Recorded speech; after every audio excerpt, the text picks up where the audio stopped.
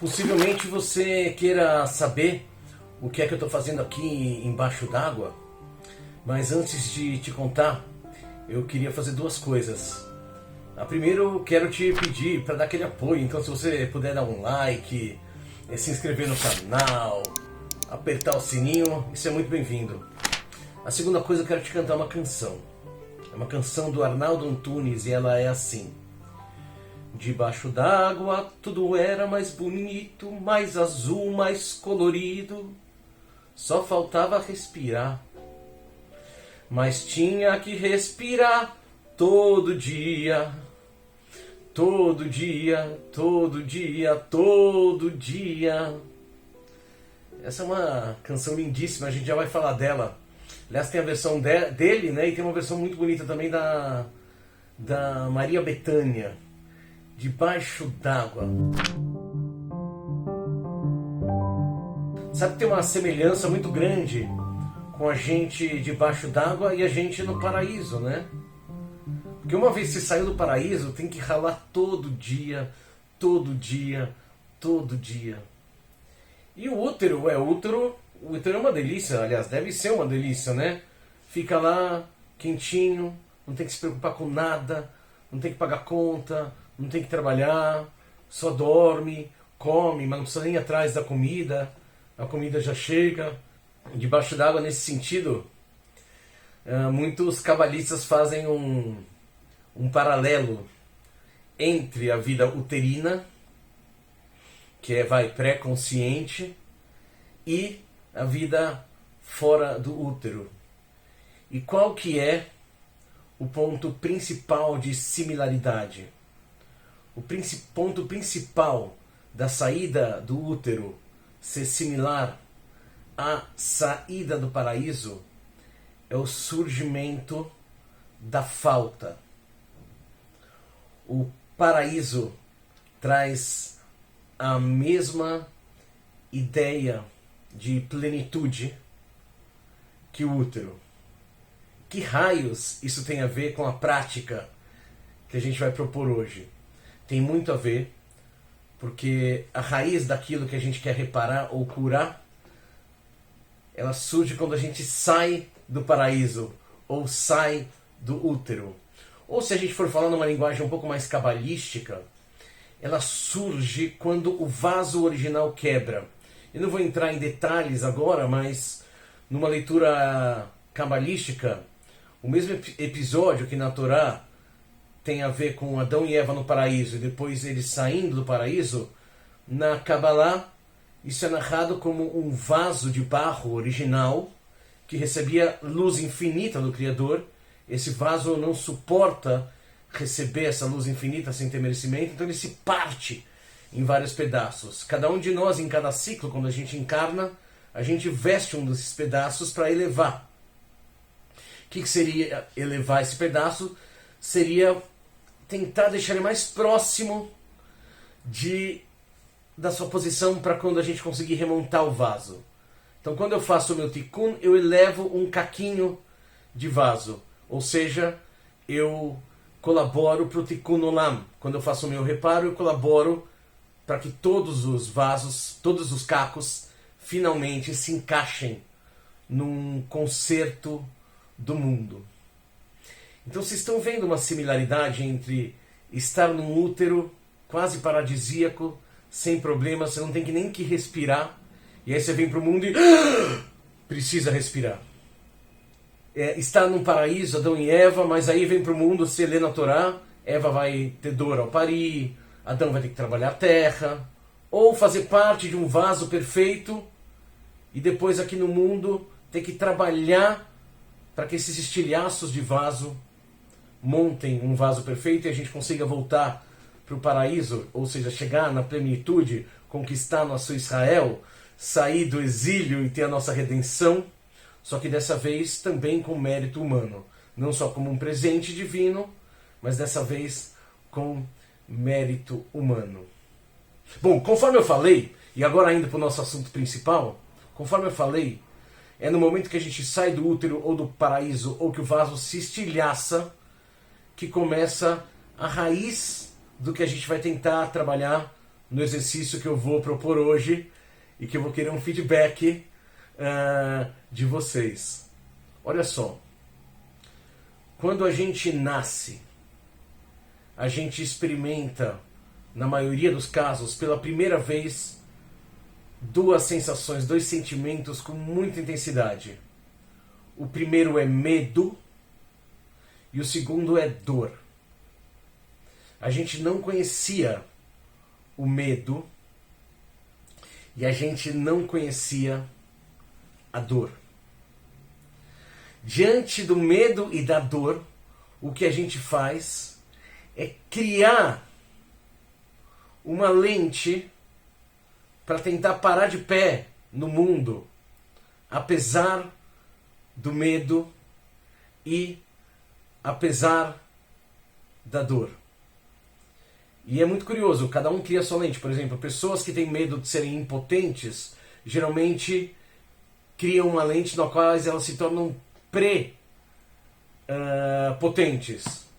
Pessoas que têm medo de ser feias, geralmente elas criam uma lente em que elas vão tentar parecer excessivamente desejáveis. E assim por diante. Conhece aquele papo de que todo excesso esconde uma falta? Pois é, diante desse medo e dessa dor, a gente cria alguns aspectos muito importantes da nossa personalidade. Mas ainda não cheguei lá e eu vou chegar lá agora. Quando a gente nasce, quando a gente sai do paraíso, quando o vaso original é estilhaçado, a gente experimenta pela primeira vez um sentimento. Isso aqui é a chave do que a gente vai falar hoje. A gente experimenta pela primeira vez o sentimento de incompletude. Do momento que você nasce ao momento que você morre, tudo é menor do que um. Do momento que você nasce ao momento que você morre, tudo é menor do que um. Porque um era o útero, era plenitude. Um era o paraíso, era plenitude. A união com Deus, o um. A própria Torá não começa com Aleph, um. Ela começa com Bereshit, dois. Por quê? Porque a gente não está na unidade, a gente está na dualidade. E as experiências na dualidade, no tempo e espaço, elas são incompletas. E aqui está o pulo do gato do exercício que eu vou propor hoje. Que é como a gente vai lidar com essa incompletude. O que significa essa incompletude? Dificilmente ou quase nunca você vai estar na perfeição. Por isso que as pessoas perfeccionistas sofrem tanto. Por isso que elas protelam tanto para concluir coisas. Porque quase nunca a experiência vai estar perfeita. Desde experiências banais do dia a dia, você vai jantar num restaurante fantástico com uma comida maravilhosa, mas o jeito que o garçom falou, ou você faz uma viagem linda para um país que você sempre sonhou em conhecer, mas o hotel não é... Sempre tem um mas. Nunca é 100% perfeito. As experiências no mundo real, elas são incompletas. Incompletas. E algumas pessoas têm a tendência a olhar mais para o vazio do que para o que é de fato. Essas pessoas sofrem muito. Aquele ditado do meio copo cheio, meio copo vazio, nesse sentido faz muito sentido. Porque é desesperador. Tanto você ser uma pessoa que só olha para a falta, quanto para quem está do lado de uma pessoa que só olha para a falta. Já viu aqueles casais que uma das pessoas do casal está sempre insatisfeita e a outra das pessoas do casal está sempre se sentindo na obrigação de suprir uma insatisfação que é insatisfazível, sei lá como é que fala isso, mas não dá para suprir, porque algumas pessoas são a própria fome. E o Drummond fala isso muito bem. O Drummond tem uma poesia que é assim: quero que me diga que me ama, que me ama, que me ama, que me ama, que me ama, que me ama, que me ama, que me ama, que me ama, que me ama, que me ama, que me ama, que me ama, que me ama. E se por um instante não me disseres que me ama, será como se jamais tivesse me amado. Ai, meu Deus, meu Deus. Algumas pessoas lidam com a falta como um buraco negro. Eu vou falar brevemente sobre isso, para a gente ter um tempinho para falar sobre o exercício em si, porque eu ainda não cheguei nele. Eu já cheguei na raiz do que a gente quer tratar com esse exercício, mas ainda não cheguei no exercício em si.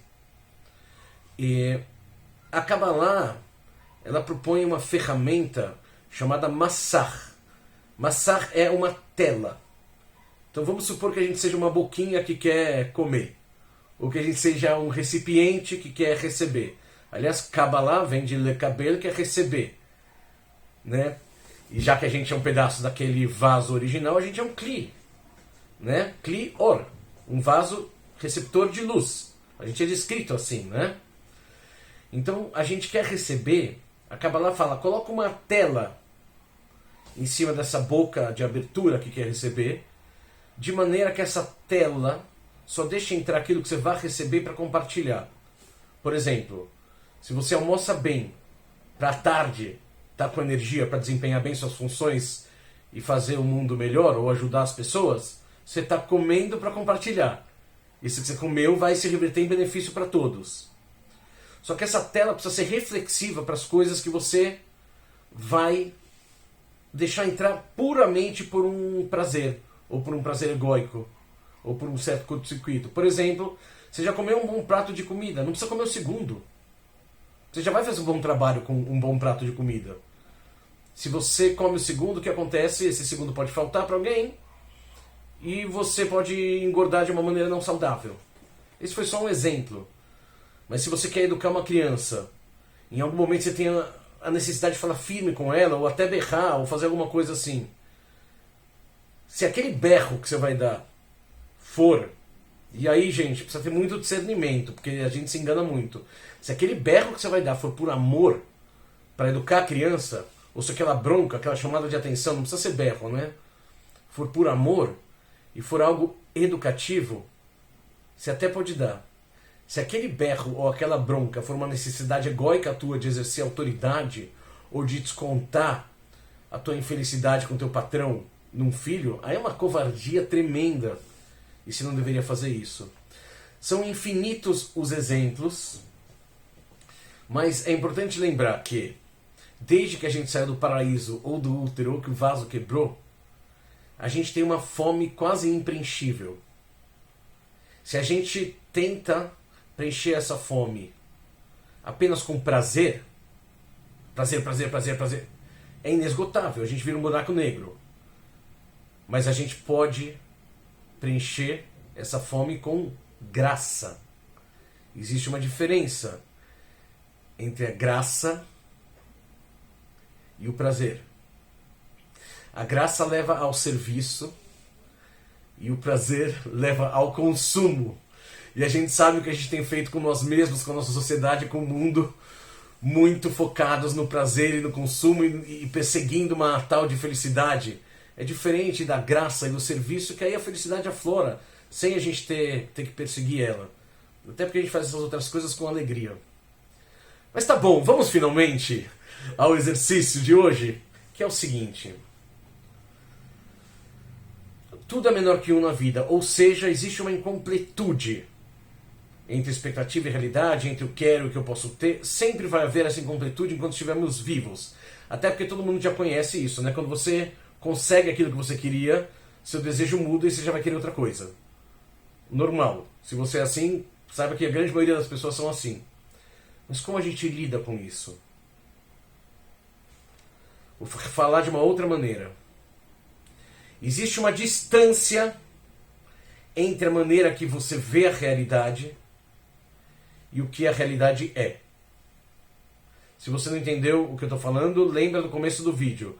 Eu falei que quando a gente nasce, a gente experimenta medo e dor. Para a gente lidar com os nossos medos e com nossas dores, a gente cria umas fantasias. Por exemplo, uma criança que foi extremamente bem tratada na infância, quando ela vê que nem todo mundo vai tratar ela como mamãe tratava, e que ela não vai ser o centro do mundo como ela era o centro da casa, ela também, diante de uma dor enorme por causa disso, por isso que é importante não mimar tanto criança, diante de uma dor enorme diante disso, ela cria as fantasias dela. Diante dos medos de não ser aceita, ela cria as fantasias dela. Então o que eu estou falando é, para fugir da lida com o medo e com a dor, que a gente faz? A gente cria fantasias, a gente muda a nossa maneira de ver o mundo. É aquilo que Nietzsche diz, que cada um enxerga o tanto de realidade que consegue. A gente, para fugir do medo e da dor, a gente cria umas fantasias, ou seja, existe um buraco, existe uma falta entre o que é realidade e como a gente vê a realidade. Entre como a realidade se manifesta e o quanto de realidade a gente consegue suportar. Agora chegamos no ponto. A maneira como a gente preenche essa falta é por conta do nosso livre-arbítrio. Isso não é uma coisa automática. A gente tende a se comportar automaticamente. Mas com exercício, com atenção, com emuná, fé, a gente consegue ter controle sobre a maneira como a gente preenche essa falta. A imensa maioria das pessoas, se forem apenas passivas, se não trabalharem seus pensamentos, elas vão preencher o buraco existencial entre como elas vêm no mundo e como o mundo de fato é. Elas vão preencher isso com pensamentos e sentimentos e ações oriundos do medo. Porque a origem é a dor e o medo. Então, se a pessoa não se trabalha, ela geralmente vai ter um pensamento negativo. E o exercício é a gente preencher com pensamentos, emoções e ações amorosos. Isso muda tudo, mesmo. E a gente tem controle sobre isso. Se ficou muito teórico, a gente já vai falar da prática. Estamos falando que a gente tem um jeito de ver o mundo e o mundo é de um jeito diferente. Existe uma distância entre essas coisas. Como a gente preenche essas distâncias? A maioria das pessoas preenche com pensamentos negativos vindo do medo. E o exercício que eu estou propondo é, quando você se pegar num pensamento negativo, você opta em substituir por um pensamento positivo. Entende que é quase um princípio físico, né? Nada fica sem ser ocupado. Alguma coisa vai ocupar. Então alguma coisa vai ocupar esse buraco existencial entre como você vê o mundo e como o mundo é. Se você não fizer esforço nenhum e não prestar atenção, isso tende a ser pessimismo e negatividade. O exercício que eu queria tanto falar e que eu queria que depois desse período de tempo você me desse um feedback é você se acostumar a estar mais atento e a todo momento do dia que você se pegar num momento de negatividade, ou se pegar com o pensamento para baixo, ou se pegar se pondo para baixo, ou que você substitua isso por um pensamento oriundo do amor. Aliás, se tem uma reza, tem várias rezas legais para fazer, mas uma reza maravilhosa para você fazer é: Deus, por favor, me ajuda a trocar os meus pensamentos e sentimentos oriundos do medo por pensamentos e sentimentos oriundos do amor. Se você se conecta com isso, faça essa reza porque é muito interessante. Ok, exemplos práticos. Você está indo para uma reunião. Aí você já acordou segunda-feira, aquela cara amassada, sem vontade e tal. Aí você pode estar indo para a reunião e falar assim: nossa, mano, reunião chata, assunto chato, pessoa chata que vai se reunir comigo. O que eu estou indo fazer? Olha o que eu estou fazendo da minha vida. Eu podia ser tão mais... Bom, aí, meu, buraco negro, né? Agora, se você começou a entrar nesse buraco negro e se tocou do que você está fazendo, na hora você precisa ter a força de vontade. Ou você pode ter a força de vontade e falar assim: ok, eu já estou indo para a reunião. Uma coisa é se eu desistir de ir na reunião e ir para a praia. Se você puder fazer isso, deve ser bem legal, mas eu já estou indo para a reunião. Eu vou estar lá de qualquer maneira. Deixa eu ver o que eu consigo fazer melhor nessa reunião. Cara, será que eu não tenho algo a aprender com o cara? Não sei qual que é o pensamento positivo que você vai querer. Mas se você quiser, você acha. Eu não estou falando para brincar de poliana e dizer: yupi, eu estou indo para a reunião, que legal. Eu não queria ir para a praia, eu queria ir para a reunião. Não estou falando isso. Mas estou falando assim: você pode continuar e deve continuar querendo ir para a praia. É bom saber que a gente quer ir para a praia. Mas fala: já que eu estou indo para a reunião, deixa eu ver o que dá para tirar de proveito. Acho que na ida ou na volta vou parar num restaurante legal. Ou, cara, deixa eu sacar. Esse cara tá na empresa 20 anos a mais que eu. Será que eu não tenho algo a aprender? Cara, o que eu posso levar para essa reunião ser mais legal? e 1 bilhão de coisas. Em vez da gente ficar reclamando, reclamar é muito fácil, reclamar é muito barato. Vamos mudar, muda alguma coisa. E se não puder mudar nas atitudes, muda no jeito de sentir, muda no jeito de pensar. O jeito de pensar a gente aprende a controlar. Então o grande exercício de hoje, qual que é? Se você é injetar positividade. Mais uma vez, não é a ilusão do mundo de Poliana, é injetar positividade. Quando você estiver tomado por um complexo, quando você está tomado por um complexo é mais difícil, né? Mas quando você estiver tomado por pensamentos negativos e tal, fala, cara, eu estou preenchendo meu espaço com pensamento negativo. Deixa eu injetar aqui positividade. Injeta positividade. É a tua vida que está passando. Você tem opção de como viver. Vocês conhecem aquela frase? A dor é inevitável. O sofrimento é opcional. Então você ia no cinema com a sua melhor amiga que você não vê há um mês. Você está louca de vontade para ir no cinema com ela. Há uma semana que você só pensa nisso. Ela te liga cancelando. Isso dói. Claro que dói. Tudo bem. Você tem uma expectativa frustrada, doeu. Aí você pode perder o sábado, né? Meu Deus, eu ia no cinema com ela é fogo, olha o que ela fez. Ou, nossa, ela deve estar magoada comigo. Aí fica fritando naquilo. Isso é um sofrimento opcional. A outra coisa é você falar, ok, ela não vem, pô, que pena, eu fiquei triste assim, mas... Bom, deixa eu ver o que eu vou fazer no meu sábado, né? A dor é inevitável, o sofrimento é opcional. A gente vai passar por experiências. O pulo do gato é o como a gente vai passar por experiências. Certamente já houveram escravos, e aqui eu não estou falando figurativamente, já houveram escravos que foram mais felizes do que seus senhores. Porque não é o que você tem. É muito mais o como você vive. E claro, as pessoas com que a gente está fazem toda a diferença. Então, faz durante esse tempo esse exercício. É um exercício que vale muito a pena. Ele muda a vida. E se você conseguir fazer e sustentar ele, esse é um hábito que você muda pelo resto da sua vida e que você pode ensinar para as pessoas. E ele muda a vida para melhor. Porque no primeiro momento ele pode não mudar as circunstâncias, mas ele certamente muda a maneira como a gente vivencia as circunstâncias. E a maneira como a gente vivencia as circunstâncias acaba mudando as circunstâncias em si e a nossa percepção do mundo. Que vocês tenham um Shabbat Shalom Umevorach. Em tempo eu quero agradecer de coração que há pouco tempo atrás a gente estava pedindo uma força para chegar nos 3.000 inscritos no canal. Estamos chegando nos 3.500. Olha que maravilha. Acho que está na hora de criar uma outra meta. Muito obrigado pela força. Lembra, ficar reclamando é muito parecido com ficar enrolando na cama, não aquele soninho gostoso de Shabbat. Ficar enrolando na cama com pensamentos negativos, meio deprê. Isso é querer voltar para debaixo d'água. Mas não dá.